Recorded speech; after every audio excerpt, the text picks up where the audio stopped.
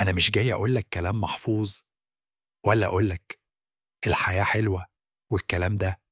أنا جاي أكلمك لأنك تعبت، ولأنك بتفكر تمشي، توقف، تستسلم، يمكن تنسحب للأبد. وقف واسمع.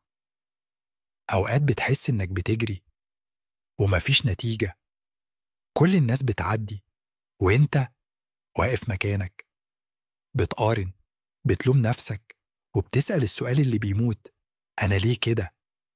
بس خليني أقولك حاجة، مفيش حد ناجح ما حسش اللي انت فيه، مفيش حد وصل من غير ما اتكسر، وانت بتتبني بالهدوء اللي محدش شايفه.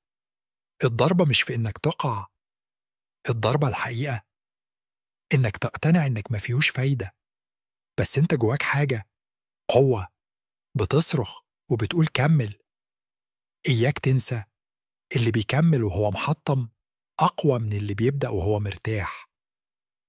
إياك تفتكر إنك قليل، لأن ربنا ما خلقش فيك نفس إلا لو في سبب.